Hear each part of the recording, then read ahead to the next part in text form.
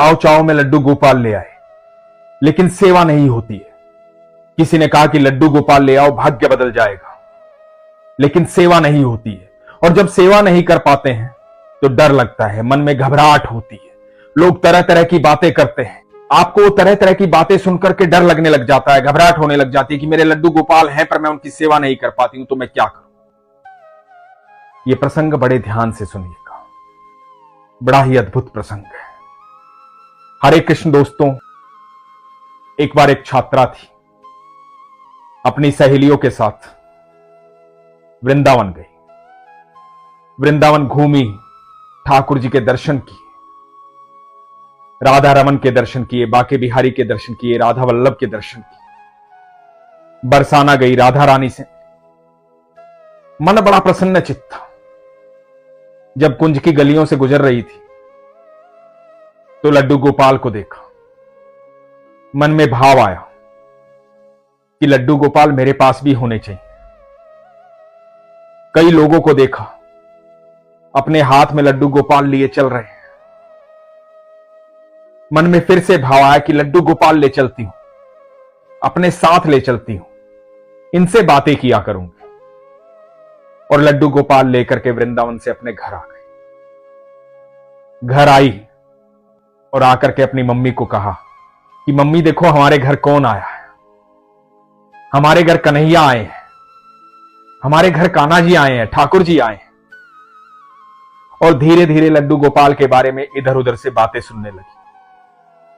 पता लगा कि इनको भोग लगाते हैं, इनकी सेवा करते हैं। तो जैसे जैसे लोग बता रहे थे वैसा वैसा करने लगी। लड्डू गोपाल को भोग लगाने लगी, उनकी सेवा करने लगी। लेकिन एक चीज जो वो लगातार कर रही थी वो बड़ी ही अद्भुत थी। वो स्कूल जब जाती और स्कूल से तब आती तो लड्डू गोपाल से बातें करती। जब खाना खाती तब लड्डू गोपाल से बातें करती, खेलने जाती तब लड्डू गोपाल से बातें करती, सोने जाती तब लड्डू गोपाल से बातें करती। वो लड्डू गोपाल से लगातार बातें करती थी, अपने मन की बातें कहती थी। धीरे धीरे बड़ी होने लगी। बड़ी होने लगी तो उसकी नौकरी लग गई। जब उसकी नौकरी लग गई तो अब उसके पास समय नहीं होता था लड्डू गोपाल को भोग लगाने का। लेकिन जब भी वो सुबह नौकरी पे जाती तो लड्डू गोपाल से बात करके जाती, आती तो लड्डू गोपाल से बात करती। सुबह निकलती थी और देर शाम को आती थी। तो अपनी मम्मी को कह दिया था, मम्मी मेरे लड्डू गोपाल की आप सेवा कर दिया करो, इनको भोग लगा दिया करो। जब आप भोजन बनाते हो तो पहले इनको भोग लगा दिया करो, इनकी पोशाक बदल दिया करो। तो अपनी मम्मी को कह दिया कि मम्मी आप इनकी सेवा कर दिया करो, क्योंकि इस लड़की के पास समय नहीं था। अब मम्मी उनकी सेवा करने लगी, पर ये लगातार उनसे बातें करती थी, सारी बातें ठाकुर जी के साथ साझा करती थी। पूरे दिन में क्या क्या हुआ आकर के शाम को बताती थी। ऐसे ही दिन गुजरते जा रहे थे। फिर एक दिन अचानक से उसने देखा कि मैं कई दिन से देख रही हूं लड्डू गोपाल ने एक ही रंग की पोशाक पहनी, वही पोशाक पहनी है।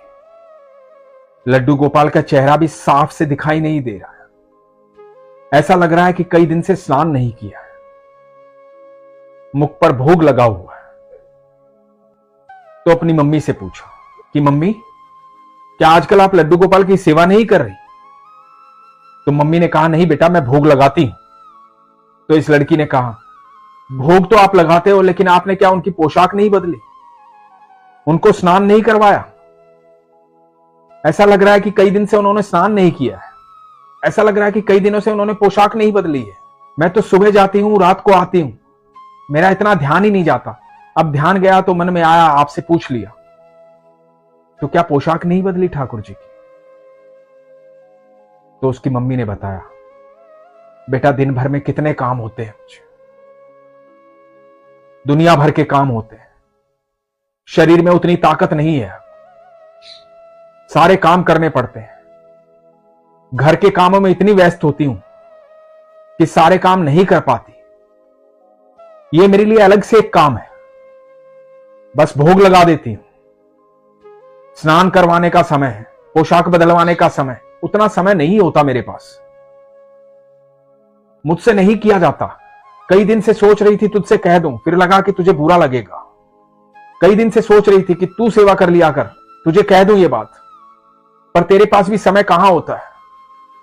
और सच बताऊं, मुझे तो लगता है कि ये सब जो है ना पाखंड है।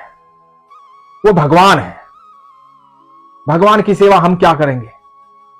भगवान को हम क्या भोग लगाएंगे? और क्या होता है भोग लगाने से? क्या होता है स्नान करवाने से? क्या होता है पोशाक बदलने से? कुछ होता है? मैं सारा दिन अपने काम में व्यस्त रहती हूं, मेरे पास इतना समय नहीं होता। मैं तो सही कहूं बेटा, इस लड्डू गोपाल को कहीं मंदिर में दिया या विसर्जित कर दे, क्योंकि यह भी एक काम है। यह सुनकर उस लड़की का हृदय टूट गया, आंखों में अश्रु आ गए। अपनी मम्मी को समझा नहीं सकती थी। मन में रह रह करके भाव उमड़ रहे थे ठाकुर जी के। समझ में नहीं आ रहा था क्या करे। खुद के पास काम की व्यस्तता थी। कैसे रुके, कैसे स्नान करवाए, कैसे पोशाक धारण करवाए, कैसे भोग लगाए। अब ऑफिस जाए या ठाकुर जी की सेवा करे, कुछ समझ में नहीं आ रहा था। मन में एक निर्णय लिया कि ठाकुर जी को विसर्जित कराएंगे, क्योंकि यहां उनका सम्मान नहीं है। मम्मी उनके भाव समझती नहीं है, और जहां उनका सम्मान नहीं है वहां उन्हें नहीं रहना चाहिए। एक दिन सुबह ठाकुर जी को लिया, अपने लड्डू गोपाल को लेकर के नदी किनारे गए।